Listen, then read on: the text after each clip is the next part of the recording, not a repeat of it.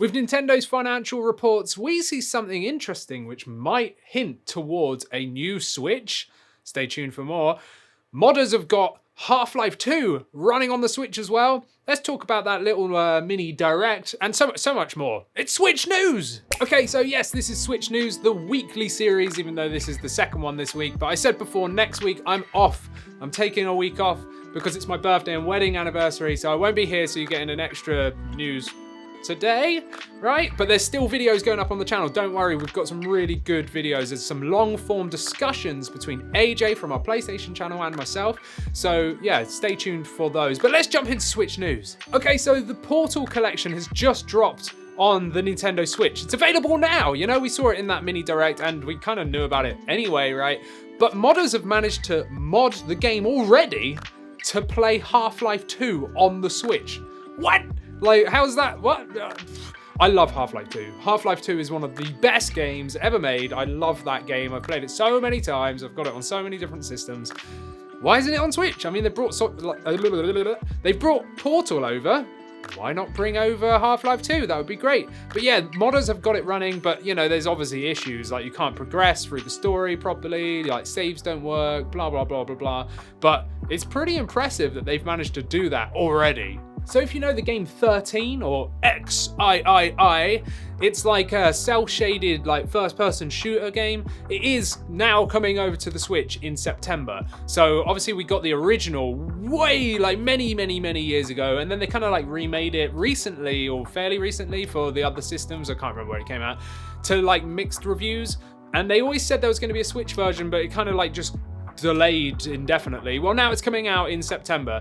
I'm not a massive fan of cel-shaded stuff, but it's a first-person shooter and I kind of like them, and there's not masses of them on the Switch, so it might be something I check out. Oh, and if you didn't know, Monster Hunter Rise Sunbreak, the huge, you know, like DLC for Monster Hunter Rise, launched yesterday, so check that out if you haven't already. Reviews are in, and I'd say they're looking mostly positive. Some people, I can't even remember who, but some places were saying like, meh, it's kind of more of the same and stuff like that, but most of them were giving it fairly good scores, like a 7 or above, you know? So there you go. If you're massively into Monster Hunter, it's out. This one's really quick. Xenoblade Chronicles 3 is coming out in July, which is today, but it's not coming out today. It's coming out on the 29th. We had a whole Nintendo Direct about it, right? Well, you know, where's the collector's edition? Where is it? I mean, here in the UK, we haven't even been able to pre-order it yet. So hopefully that comes soon, because I kind of want the collector's edition, please. And then this week, yes, we did see a Nintendo Direct Mini, the partner showcase, which is all like third-party games. And well, me and AJ did a live reaction to that. So you can check that video out here on the channel. Make sure you're subscribed as well, by the way, if you're not already. But yeah, I mean, I was a little bit disappointed we didn't get a full Direct. Didn't get anything about Metroid. I just want to show you this really quickly. Metroid official guide for Samus Returns on the 3DS. I just had to buy it, and I wanted to show you it on a video. So there you go, you've seen it, right? Yeah. But yeah, as much as I'd love to see some news about Metroid Prime and stuff like that, and F-Zero maybe, I don't know. Anyway, we got what we got. Now, the few games that I was actually excited to see were, I never say this right, Nier Automata? Is that how you say it? I always call it Automatica. It ain't that. It's Automata.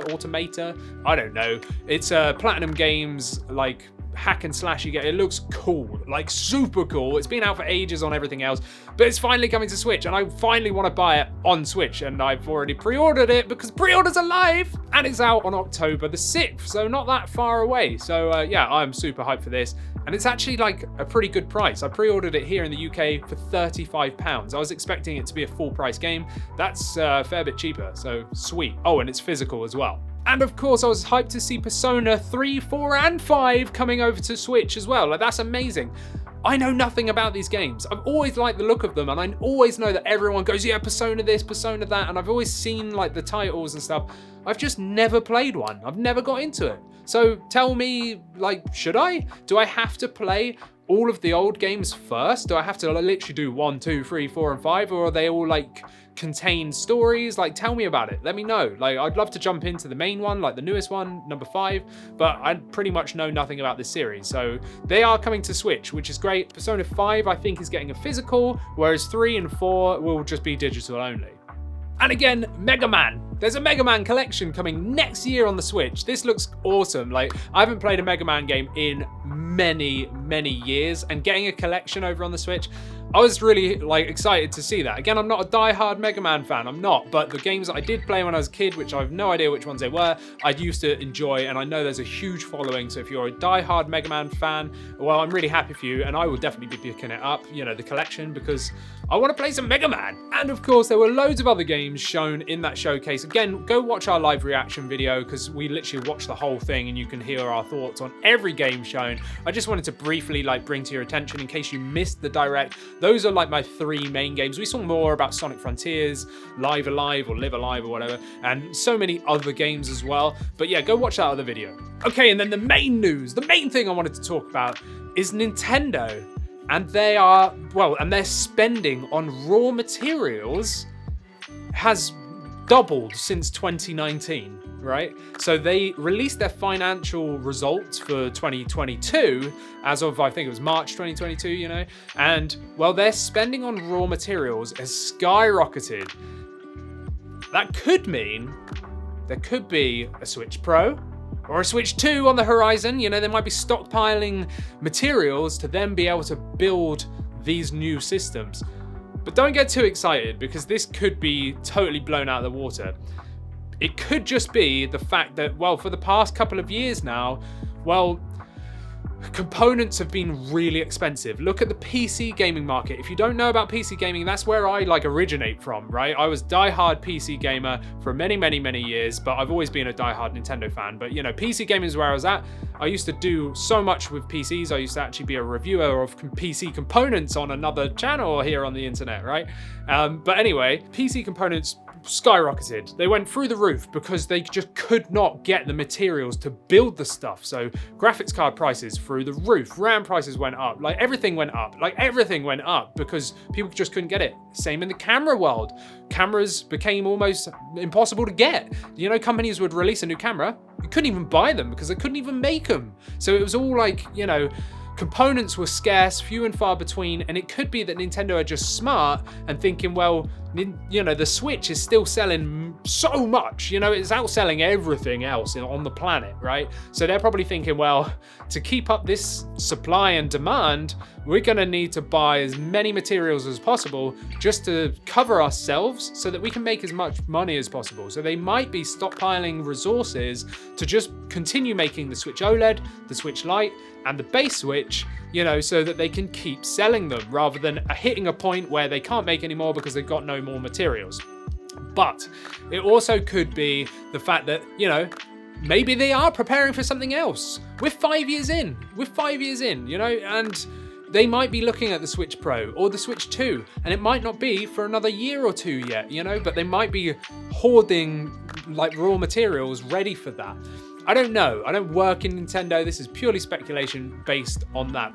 So FWD-BWD created this nice little graphic which made it much easier, but it was from basically all the documents that were easily and freely available on the Nintendo's investors website, and they've just kind of compiled it, right? So in 2018, this is in millions of yen, by the way. So in 2018, for the financial year, they spent 10,336 million yen on raw materials and supplies. In 2019, that jumped all the way up to 32,000. In 2020, it went down to 12,000. In 2021, it went down to 9,000. And then in 2022, that shot straight up to 66,000 million yen. But actually, what it could be, just thinking now, and my rusty cog's starting to turn a little bit, that is for the financial year of 2022, right? So that's actually 2021 March until 2022 March. That's realistically the financial year of 2021, okay? Do you see where I'm going with this? What released in 2021? The Switch OLED. So in 2021, they were stockpiling raw materials for the Switch OLED. So that's most likely what that's going to be. What we will see is actually next year, to confirm our suspicions if we hear nothing about a Switch Pro or a Switch 2, next year, if we see in their financial results, so 2023, if the stockpiling of raw materials are higher again or on the same sort of level, then that's actually for this year, and that could then imply that they're making something else. I think everyone's looking into this a little bit too much, but I wanted to bring it to your attention and just kind of like discuss it. You know, I wanted to talk to you about what I thought about it.